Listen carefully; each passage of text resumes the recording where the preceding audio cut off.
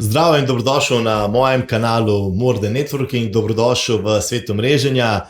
Danes bom zate razbil nekaj največjih mitov in nesporazumov, ki obdajajo to plemenito višino za grajenje odnosov v poslovnem svetu.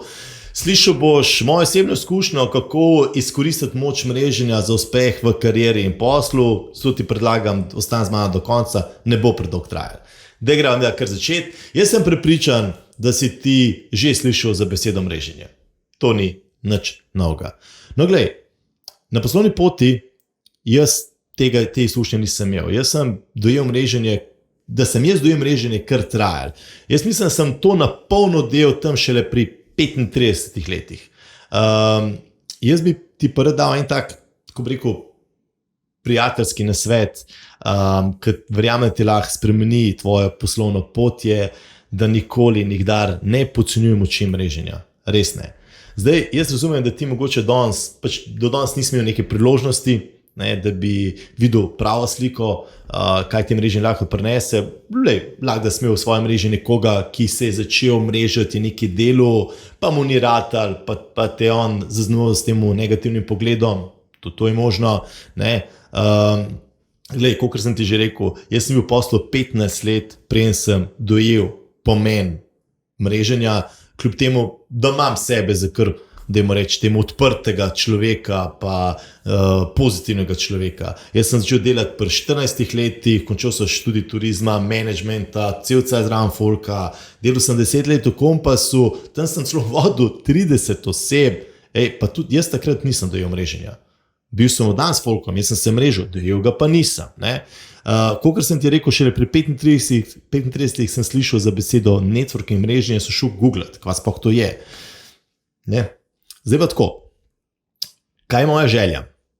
Da skupaj spremeniva pa ta pogled na mreženje, ker iskreno res sem prepričan, da ti lahko to prinese boljše življenje v prihodnosti. Verjamem, da imaš v tem trenutku dva zelo velika izziva. Prvi je, imaš premalo časa, drugi je, imaš premalo denarja. Mogoče verjamem, da imaš premalo časa za vse taske, ki te čakajo, ki jih moraš narediti, pa spet nimaš toliko denarja, ki ga ta tvoj posel, kjerkoli si, dajmo reči, zahteva. Pa daj mi čisto razloži, kako imaš pa namen pridobiti vse nove priložnosti, kako se imaš namen razvijati, pridobiti nove stranke, lide, partnerstva, investicije, če se ne misliš mrežiti. Tako ni logike, kako drugače. Ne vem, koliko denarja si ti lahko sploh privoščiš za resno vlaganje v razvoj pa marketing?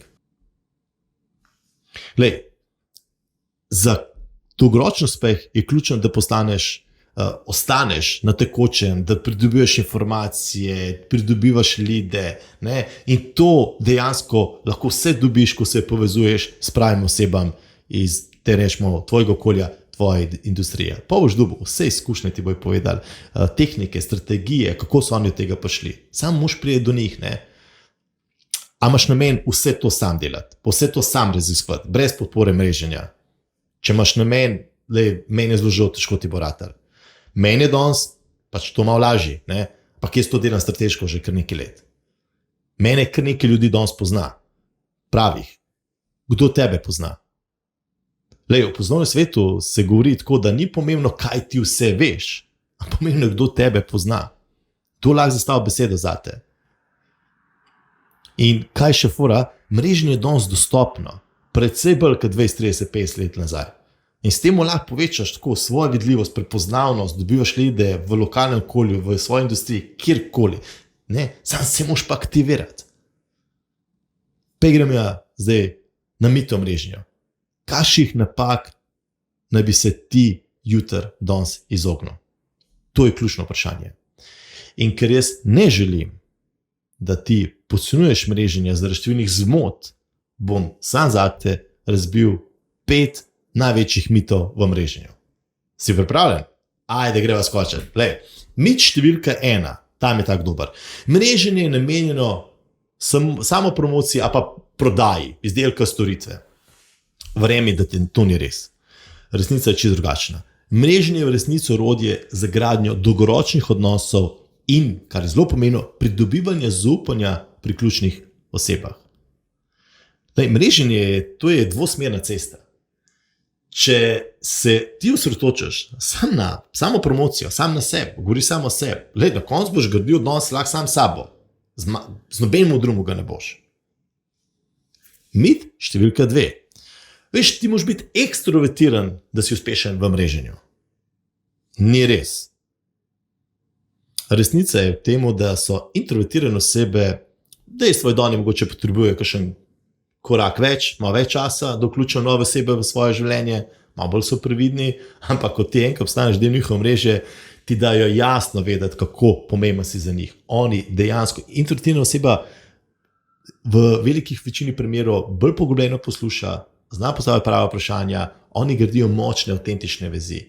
In še ena stvar, ne se skrivati za famo, jaz sem introvertiran. Mit številka 3. Več folka, ki poznaš, bolj boš uspešen. Verjemi, absolutno ni res.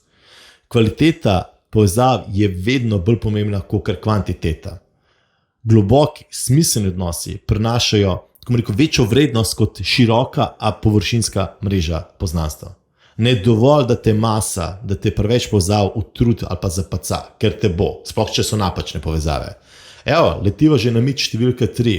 Veš, Boško, veš ta digital, to ni to, veš, ti rabiš biti, se osebno mrežati. Pa se.